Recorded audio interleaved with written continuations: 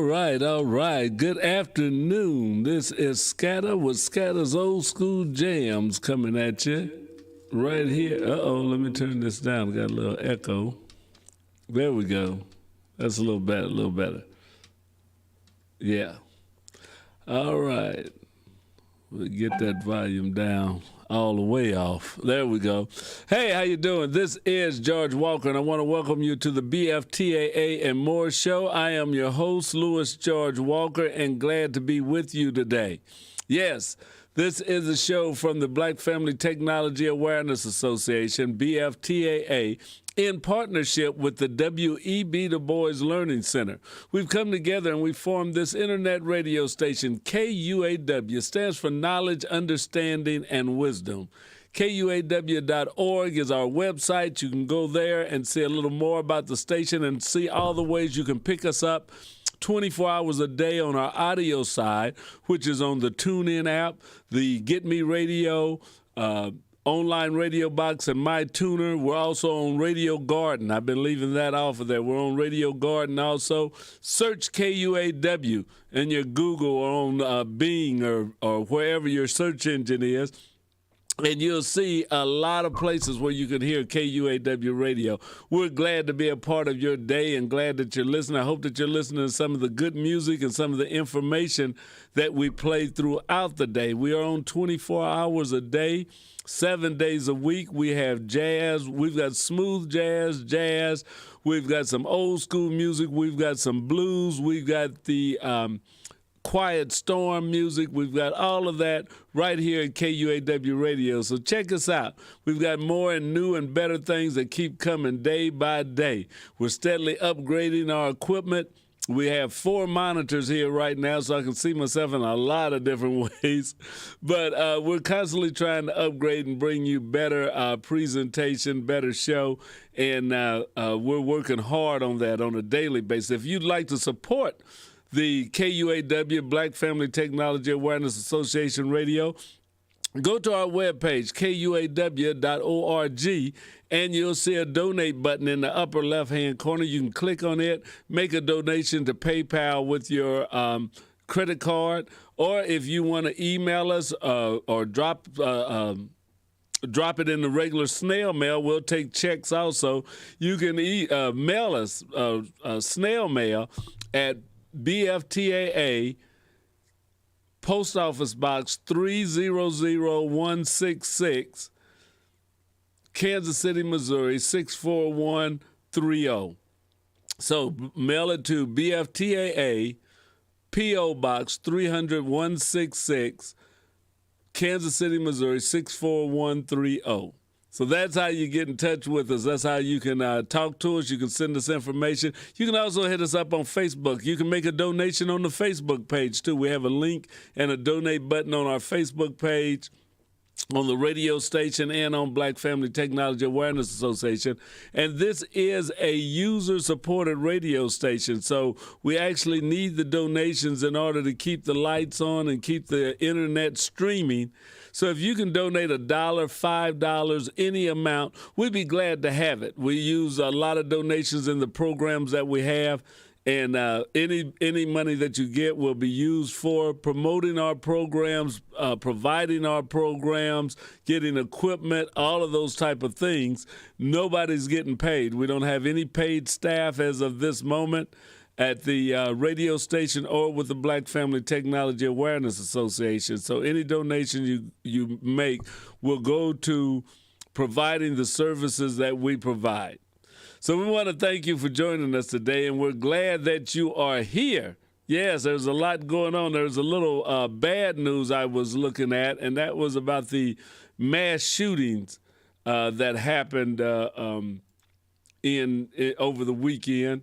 I was going to see if I had that up in Buffalo, New York, which was pretty bad if you didn't hear about it.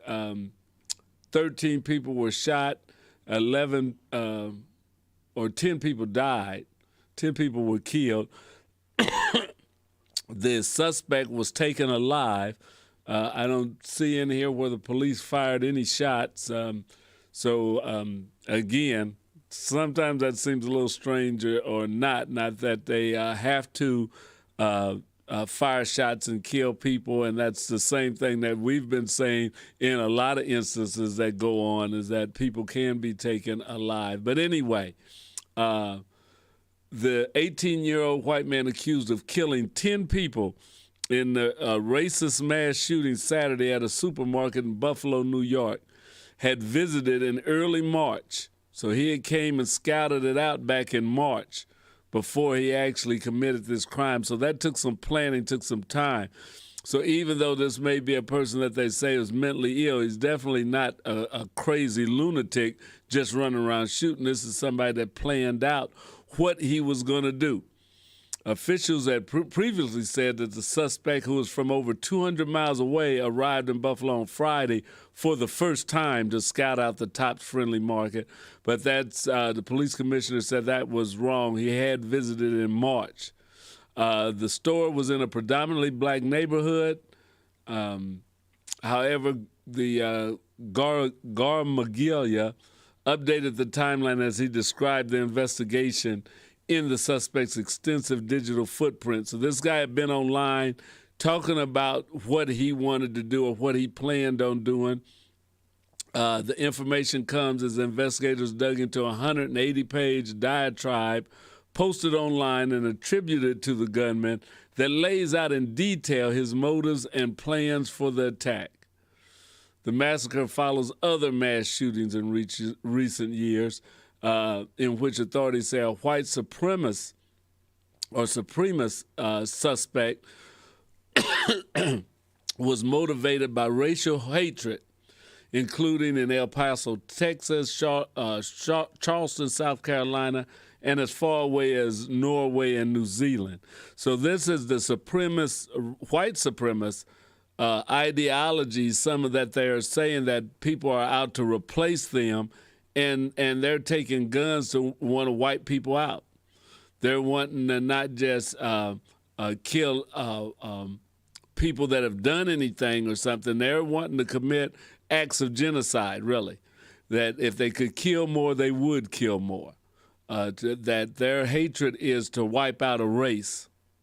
So that's one thing that you have to look at, and that this is just genocide that's happening slowly and some that has been stopped before it got too far.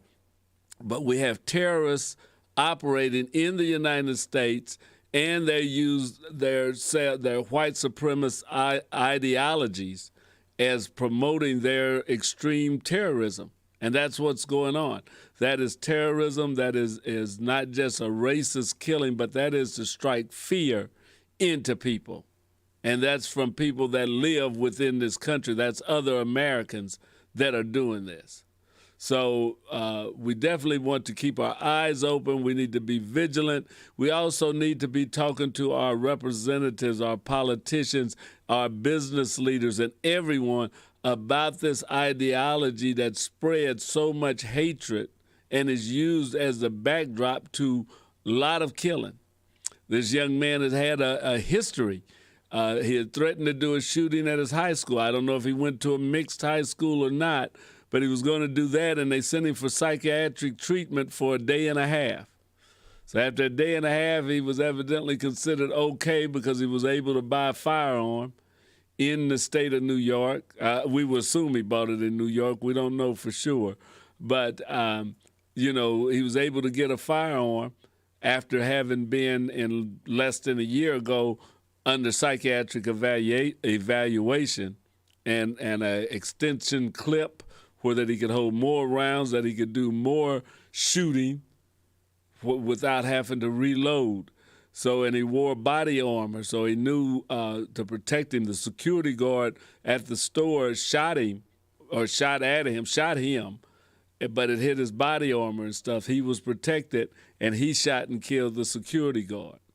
So this was a very serious attack. This was a well thought out and planned attack by this young man, and it's something that has been happening for far too long and far too often in this country.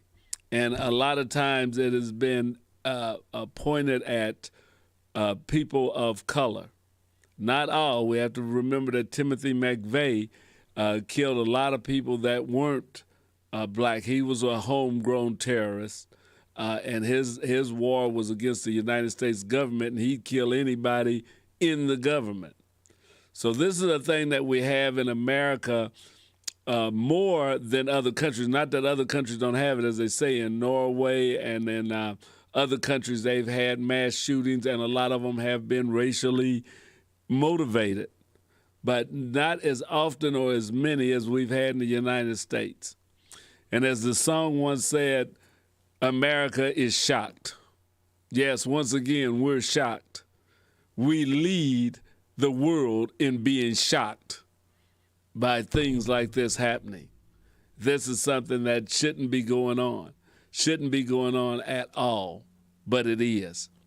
So we want to definitely give a moment of silence to all the victims of the mass shooting Wednesday and the shootings that happened in a church in, I think it was mostly Asian Americans that were shot, Taiwanese, that were shot by a Chinese national that had immigrated to the United States. And I didn't get the exact number. I think there were 3 people killed. I'm not sure on that, but we've had a couple of mass shootings that happened this weekend. The one in Buffalo was definitely the deadliest. So I want to pause for 1 minute of silence as we pray for those that have lost their lives and pray for the families that have to endure the pain and the agony of such a tragic loss.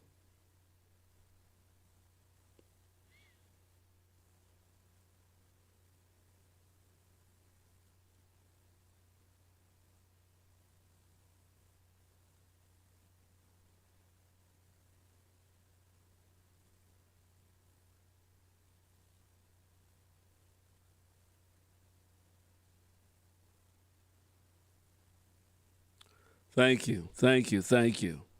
All right. This is the BFTAA and More show, and I'm glad that you're with me today. There's a few things that have been going on around the city and elsewhere, and things that are planned on coming up. I want you to remember that there's going to be a Juneteenth celebration, as Juneteenth is now a national holiday, and I believe that's coming up June. Let's see, when did they decide to have it? I think the Juneteenth holiday isn't on Juneteenth, as holidays go. Let me pull this up to be sure about it. June.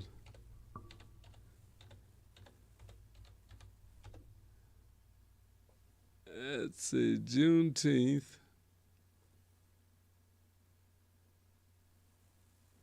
Yeah, we're going back. We'll see what we've got. I know we've got a Juneteenth in Kansas City.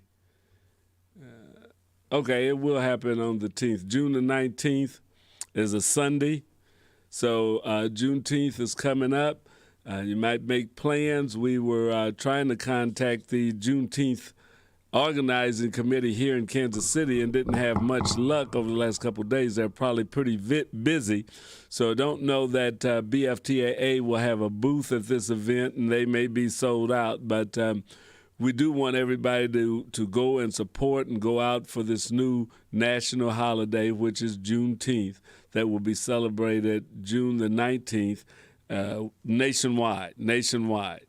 So that is coming up. Stay tuned. And in the news, we found that Kaspersky, which is they sell some of the virus detection software, has found that they're starting to put viruses in Windows event logs with fileless malware. So it's always somebody getting another way to get into your computers and mess with them. These are some attacks that have been picked up recently, and there's been a lot of cyber attacks going on, and some have been attributed to the Russians. I think the Ukrainian war has definitely brought out more of the cyber warfare assets that are going on. And the CISA, which is the Cybersecurity and Infrastructure Security Agency. Now, I bet you didn't know we had that, did you? The Cybersecurity and Infrastructure Security Agency and the Federal Bureau of Investigation have updated their joint cybersecurity advisory, strengthening cybersecurity of SATCOM, and that's satellite communication, SATCOM network providers and customers. So when the Russians went to attack Ukraine, they said they released a lot of attacks on satellites to disrupt the command and control of the Ukrainian army, because everything is working digitally, working with satellites, working with the internet and all of that. And some of that has caused problems in other places other than over Ukraine. And it's something that we have to be aware of, that as your enemies come against us, that, you know, a lot of us use satellites, and some of us use satellite communications and don't even know we're using satellite communications and don't know the things that they are connected to in our world. You may say satellite communications is no big problem for us, but the power plants, control systems, a lot of electricity and things like that are all controlled as part of data networks. So an attack on satellite communications may indirectly end up affecting your power, your water, your electricity, everything. So we have to definitely take all of this into consideration as we look at securing our infrastructure. That's one thing that they're trying to do to fight these attacks. Now, some of these attacks have been sent to big companies and servers and things that you don't have on your regular home set. But your home set isn't, immune to being attacked anyway. Your computer, your laptop, your phones now, because there are cyber attacks now that are affecting your telephones, your cell phones, and all of that. So we have to definitely start thinking more in security. I know a lot of the sites that I go to now want the two-way verification. So not only do I have to put in a password, but then it'll send me a code to an email or to the phone that I have, and I have to put that code in. So they have a double verification of who you are, not just a password anymore, to go into a lot of the sites. And, you know, you think that's something that you really don't want to have to deal with all the time. But I started thinking about it as a security risk, that I do have things I want to protect, especially if you talk about my funds at the bank. So I've started using more of the two-factor identification or verification. So either I'll get an email or I'll get a text after I go log into a site before I'm actually allowed into the site, that I have to put in another code. You may consider doing that. I know when you see these pop-ups and you say, it asks you, do you want to have that two-factor identification on some sites that you've already been going to, and you think, I don't want to go through all of that. Yeah, you might think you might want to do that. You might not get hit, but you don't want to be underprotected. So now, after I put in my password, I have to also wait for an email or a text and then put that code in too before I log into things. Hey, that's the world we're living in right now. And we've got to do some of the things that may seem a little tedious or unnecessary in order to stay on top of things. Because just like that, when you're on your jobs and stuff and they talk about security at work, you may feel it's lax or why they want us to do all of this. Well, your job, it may be very sensitive to the infrastructure, to commerce, to different things in the world, that it's being protected, and you as an individual have a part to play in it, because sometimes the hackers get into the computer system through workers being susceptible to phishing attacks and not being as security conscious, that they can call up, they can ask questions and find out things about your computer system that you're not thinking is somebody trying to break in. So you have to be real careful, and you have to stay on your P's and Q's when it comes to this cybersecurity, not just with pop-ups. Those are one thing to watch out, but there's a lot of other things. Some of these emails that you get, some of the phone calls that you'll get, Because if they can get you to go into your computer or ask you to do certain things, you can start opening a door that then they can get through the rest of the network at your job. You know, because your phone at work is maybe connected to the network. Your computer at work definitely is connected to the rest of the network in the business. If they get in one place, they can maybe spread trouble throughout the whole network. So we have to be careful and try to avoid those type of things. Now, we're always about trying to bring in the latest news. I kind of was talking about the shooting, but we still have our regular, which is what's happening this week at NASA. So on top of being secure, on top of having to be vigilant against some of these white supremacist attacks, we also need to keep up with what's going on at NASA, the National Aeronautics and Space Administration, because that is part of our future. We want to get our young people and families involved in STEM, science, technology, engineering, and mathematics. And part of that is being done, a lot of the research and development at NASA. So let's see what's going on this week at NASA. All right, here we go.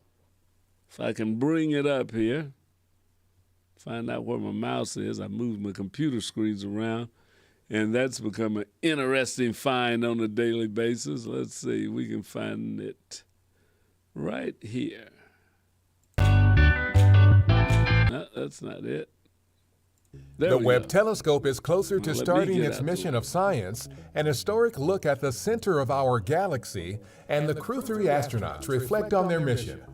A few of the stories to tell you about this week at NASA. Our James Webb Space Telescope is in the phase of its mission known as Science Instrument Commissioning. This involves about 2 months of extensive calibrations and the last group of required setup activities before the telescope begins science observations this summer. A recent test image Webb took of a region of the Large Magellanic Cloud was compared to an image our Spitzer Space Telescope previously captured of that same region. The comparison demonstrates the improved clarity with which Webb can see the infrared sky. This ability could yield more detailed views of the cosmos and unprecedented discoveries. For more information about the Webb mission, visit nasa.gov/Webb. According to the Event Horizon Telescope collaboration, this is the first image of the supermassive black hole known as Sagittarius A, located at the center of our Milky Way galaxy. The Event Horizon Telescope uses data from a worldwide network of telescopes. Observations from NASA's Chandra X-ray Observatory, NuSTAR, and Swift Observatory were used to help astronomers study Sagittarius A. The astronauts of NASA's SpaceX Crew 3 mission reflected on their recent stay aboard the International Space Station during a May 11th news conference. NASA's Kayla Barron, Rasha Shari, and Tom Marshburn, along with Matthias Maurer of the European Space Agency, spent 175 days aboard the station conducting microgravity science research and technology demonstrations. It was just this awe-inspiring experience and incredible honor to represent the NASA team and family in that role, and also to have our relationships as a crew grow through that expeditionary living and really supporting each other so that we could get the most out of every single day in terms of accomplishing our mission. Crew 3 splashed down May 6th off the coast of Florida in SpaceX's Crew Dragon Endurance spacecraft. Our InSight lander on Mars has detected the largest quake ever observed on another planet. The estimated magnitude 5 quake occurred earlier this month on May 4th. The largest Mars quake previously recorded by InSight was an estimated magnitude 4.2 detected August 25, 2021. A magnitude 5 quake is comparable to a medium-sized quake on Earth, but is close to the upper limit of what scientists hope to see on Mars during InSight's mission. For the first time ever, researchers have grown the hardy and well-studied plant Arabidopsis thaliana in nutrient-poor lunar regolith samples collected during several Apollo moon missions. The plant is a relative of mustard greens, broccoli, cauliflower, and Brussels sprouts. This NASA-funded study could help pave the way for future astronauts to someday grow more nutrient-rich plants on the moon and elsewhere in deep space. Data from NASA's ICON mission has helped researchers determine that effects from the volcanic eruption on the South Pacific island of Hungatonga Hungahiape in January 2022 actually reached beyond Earth into space. The data show that in the hours after the eruption, hurricane-speed winds and unusual electric currents formed in the ionosphere, Earth's electrified upper atmospheric layer at the edge of space. ICON launched in 2019 to identify how Earth's weather interacts with weather from space. That's what's up this week at NASA. For more on these and other stories, follow us on the web at nasa.gov/twan. All right. So that's what's happening this week at NASA. We're definitely glad that we're able to show that to you. There's some interesting stuff. They mentioned they're growing some greens up in space so that astronauts may be able to greens. Now all they have to do is figure out how to make the cornbread up there, and that really has some people wanting to go into space, get some of them space greens and cornbread. Be a good meal while you're up there. Oh, man, I tell you, what they thought, and they're saying they wanted those other nutrient-rich things. So if you haven't been eating your greens, be sure and eat your greens. They're definitely full of things that are good for you. Now, we also want to talk about last night, the lunar eclipse. I don't know if you got a chance to see it. I saw part of it. I was getting sleepy, so I didn't wait to see the whole thing. I saw the moon get about half covered in the shadow of the Earth, and it was kind of reddish on the side. And I've stayed up for them before, and when it's totally eclipsed and the moon has that red look, that blood moon as they call it. So if you were up last night around 11:30 or 12 o'clock, you probably saw the full lunar eclipse. If you did, let us know. Drop us a line here at KUAW Radio. You can hit us up on Facebook. We're at KUAW-radio. Or you can send us an email at KUAW985@gmail.com. Tell us the experience that you've had with science and technology and other things in that regard. And if you saw the lunar eclipse, I'd like to hear about it. So contact us and let us know your thoughts and your ideas on that. All right. There's another show that we usually bring up. I hadn't brought that up yet, but I'm going to bring it up now as the time is quickly going past us here, and that is Space to Ground. So we're going to do Space to Ground right now. This is another show from NASA, another podcast that they have. And be sure to check out the NASA website. It's at nasa.gov. They have a lot of things. They have a children's site where you can find a lot of activities, science activities in all sciences, not just space, but things in the ground, in the ocean, a lot of different things that kids of all ages, they have it broken into different categories. So if you want to find something, as summer's coming up, for the young minds to keep them active, give them some of those projects. Let them look into it. Work with them on it. And they may, grow up to be great scientists one day, and you can say, yeah, that's I helped produce that.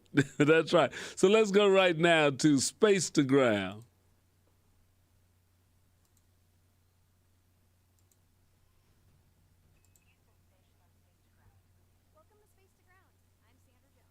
With Crew 3 now safely back on Earth following their 6-month mission to the International Space Station, science continues aboard the orbital laboratory and preps are underway for a new vehicle to arrive to the space station.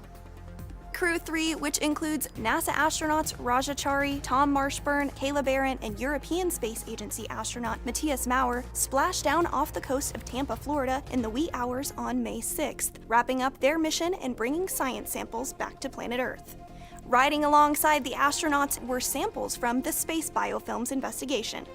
Microbes can join to form what is called biofilm, which can form on surfaces and cause issues with equipment like spacesuits and water recycling units.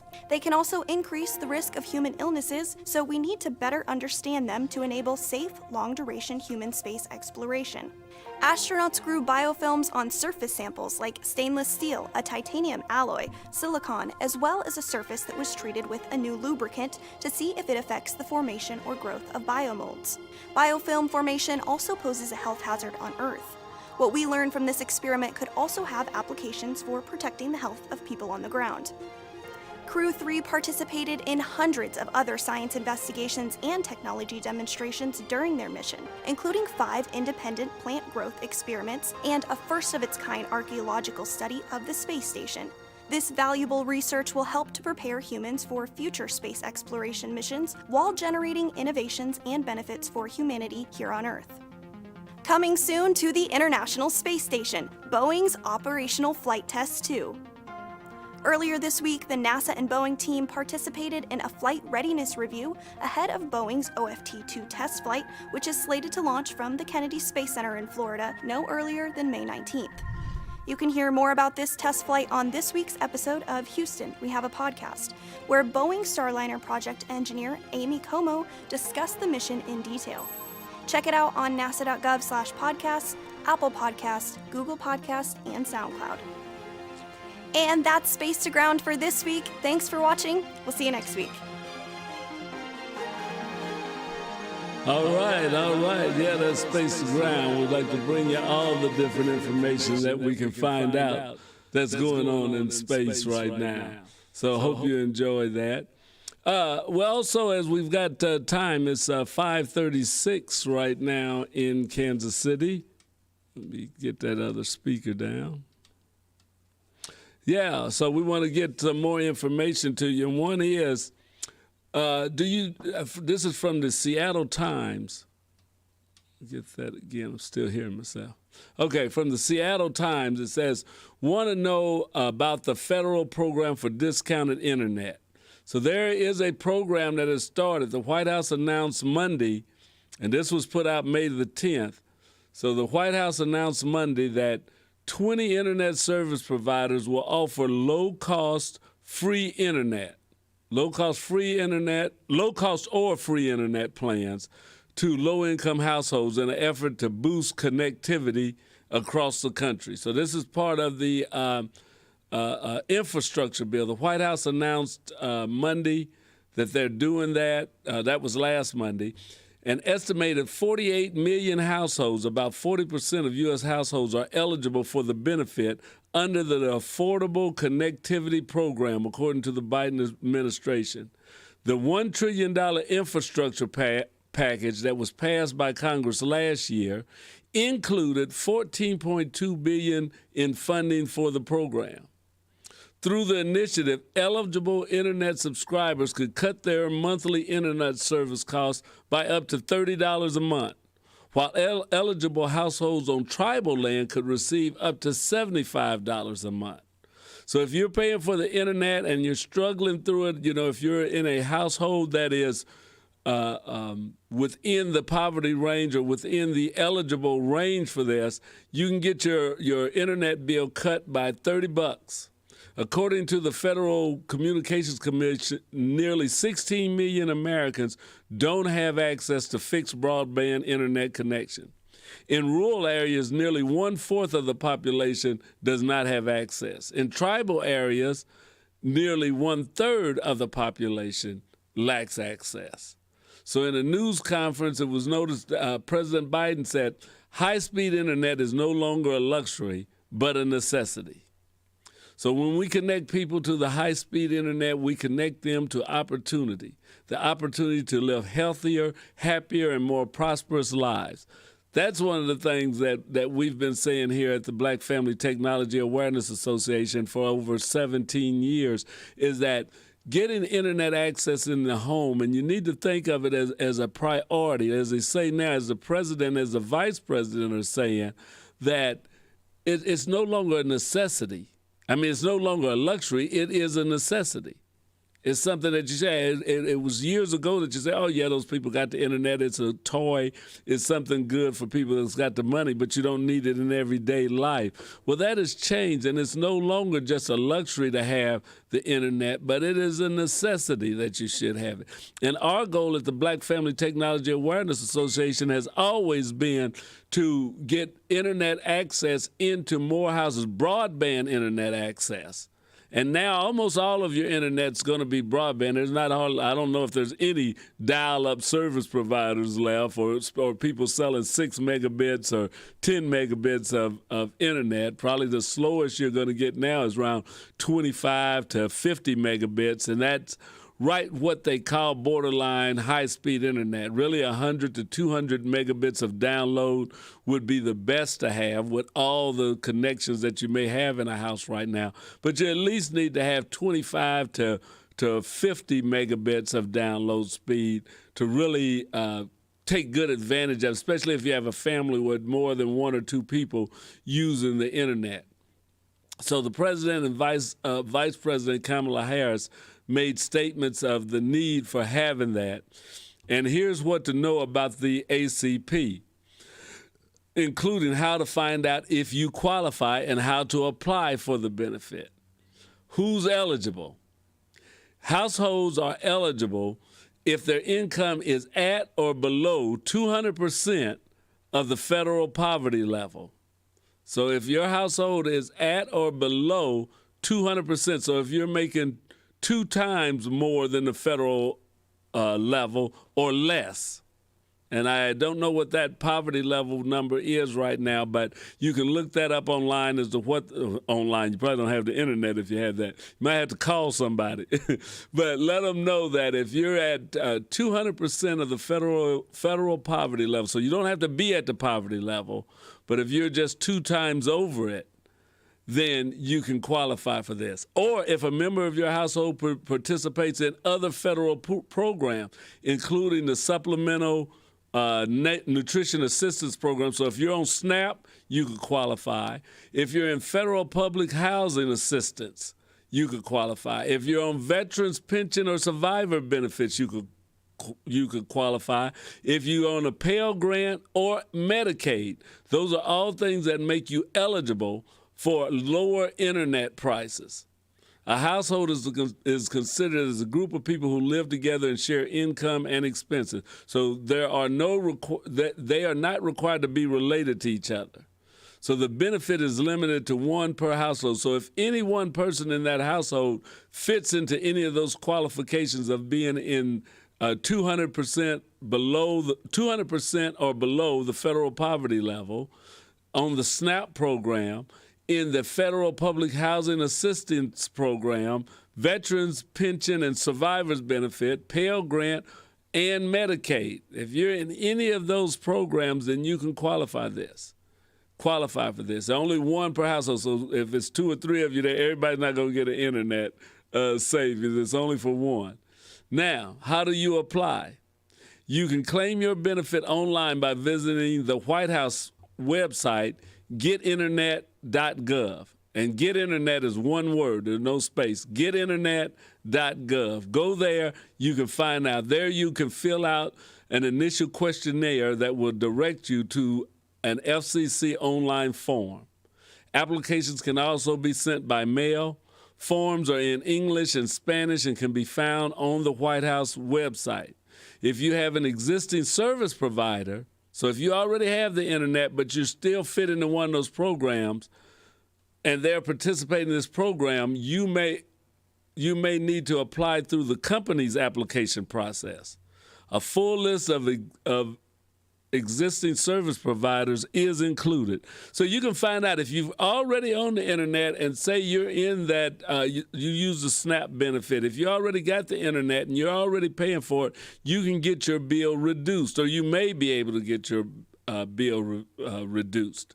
Talk to your service provider. If you haven't got internet, you can apply for this. You can get that voucher to where you know that you qualify. Then you can talk to a service provider.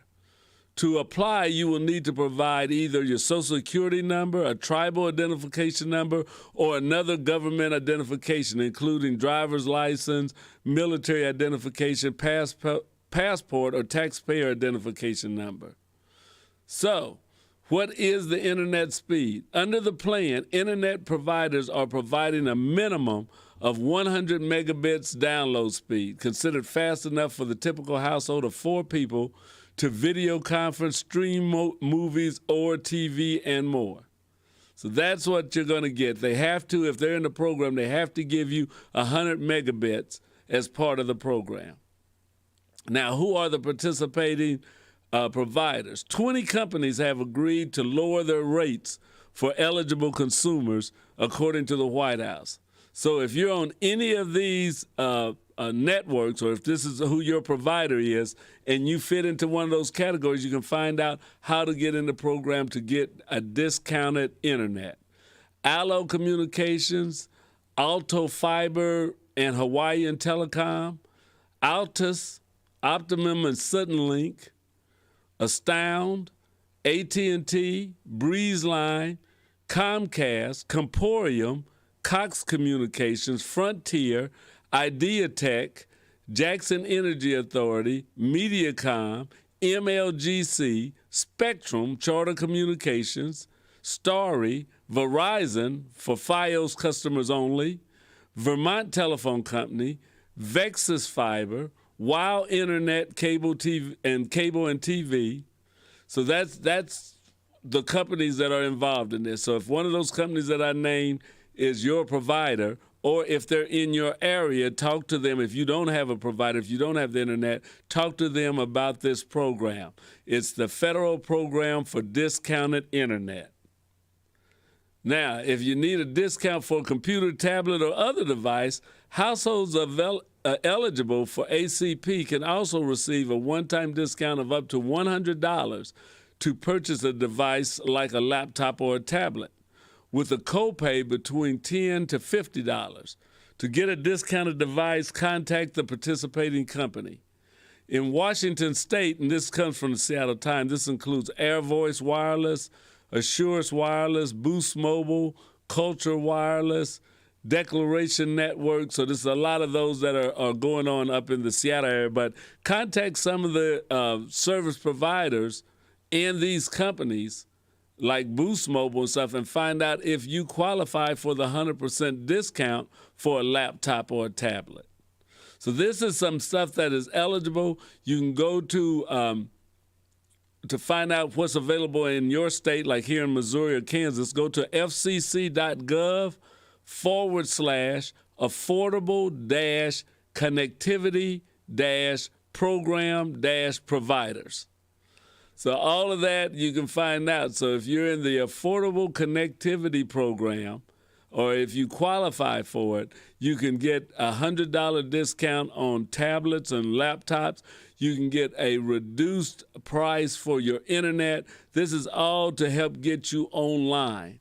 So they're spending money to these companies also for them to make more speed available in more areas, rural and in like the urban core. But they're also wanting to help you, the individual, be able to get online. So check into that. If you have any questions, or if you need the links that I mentioned on that, just contact us on our Facebook page. We're at KUAW-radio, or you can email us at KUAW985@gmail.com, or you can give us a call at 816-599-6893. Leave a message if we don't answer the phone, because we're not always here. But if you want more information or want the links of that program that I talked about, you can give us a call, and I'll read you off the links that I just had, 816-599-6893. So thank you for listening today. Kind of went over my time. We're on from 5 to 5:45 for the BFTAA and More show. We want you to stay tuned for B. Michael coming up with Shifting Paradigms at 6 o'clock right here at KUAW Radio. We're giving you more of the information that you need in order to live a better, more prosperous life, to be healthier, to be happier, and to just do good. That's what we're about. So thank you for listening. We'll see you next week.